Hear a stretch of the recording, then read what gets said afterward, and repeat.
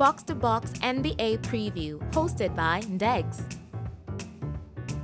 Dun, dun, dun, dun, dun, dun, dun, dun. Welcome to my preview. In 21st place is the Brooklyn Nets. Brooklyn.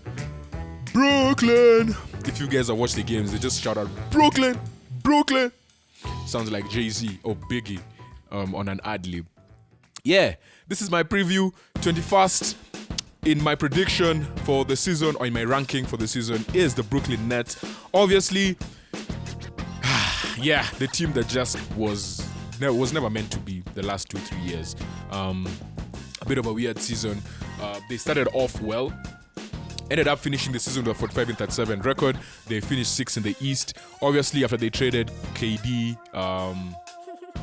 and Kyrie and Harden, they just plummeted. But they didn't plummet enough to even fall out of the top 6, so they were not in the play-in tournament.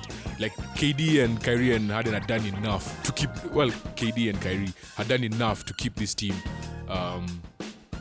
in the top 6. Like, that's how good they were when the season started. Obviously, their season was derailed with all those trades. Jack Vaughn, the coach, was brought in to kind of come and steady the ship, but then, yeah, things happened. Steve Nash was fired after, I think, 5 games. Then, yeah, Jack Vaughn came in. With Jack Vaughn had that confidence that he could, because he knew he's not going to get a chance like that to coach 2 or 3 of the best 75 players ever in the NBA, you know. So he was really trying to change things, but yeah, it just wasn't meant to be. Finally, they were all traded at the trade deadline. And the person who really stayed in this team, to be honest, other than the coach, obviously, was Mikal Bridges, who was acquired from the Suns. And yeah, this is basically his team, you know. Ben Simmons, I don't even know what to say about this guy anymore. Like, the guy is just not the same player.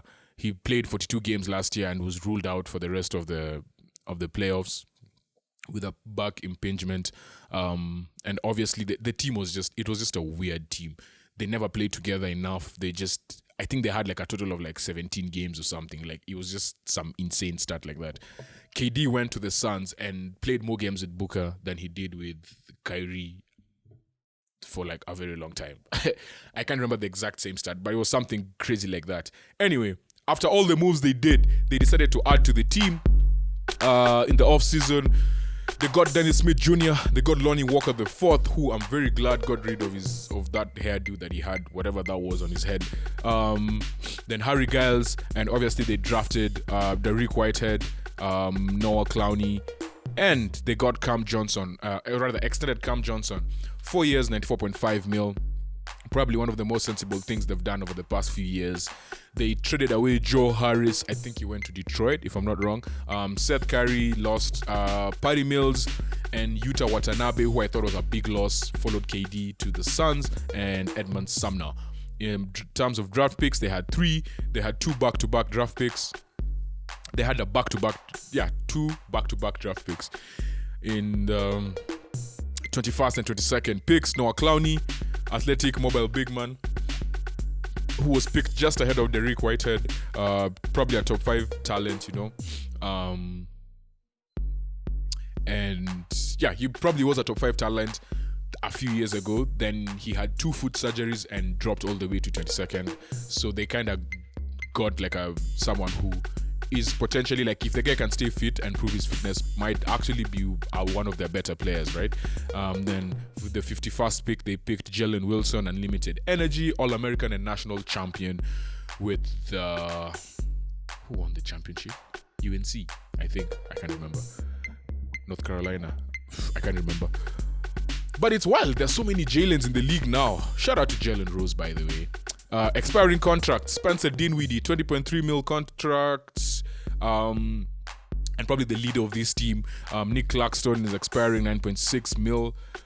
Royce O'Neal, Harry Giles, Trendon Walford, Dennis Smith Jr. and Lonnie Walker were signed on 1-year deals. And with that being the moves they made, this is how the rotation looks like. A point guard, you have Ben Simmons. Then shooting guard, Spencer Dinwiddie. Small forward, Mikal Bridges. Power forward, Cam Johnson and Nick Claxton at center. Dennis Smith Jr., Cam Thomas, the likes of those guys coming off the bench. Royce O'Neal, DFS, Dorian Finney-Smith, who came in from Dallas. They also got Deron Sharp. Lonnie Walker is also getting plenty of minutes in this team.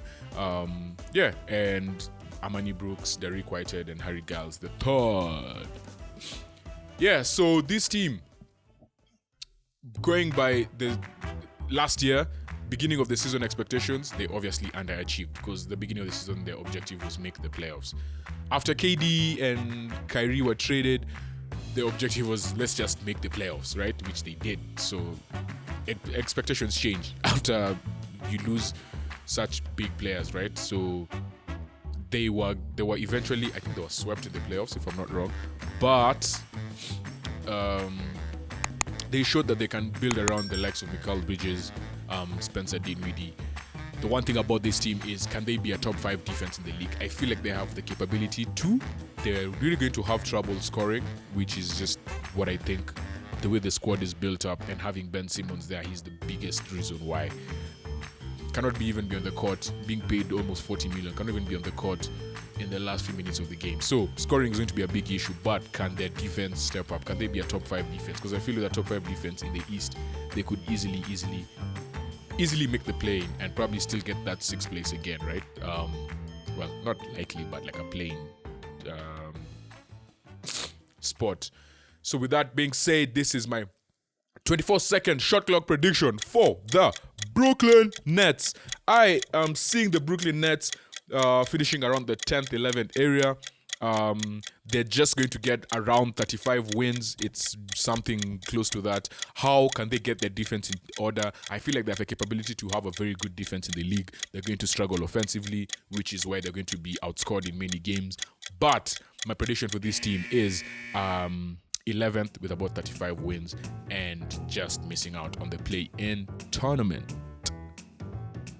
Brooklyn! Ready for the ultimate slam dunk of content? Don't miss out on any of our NBA previews. Hit subscribe and be the MVP of your basketball knowledge game.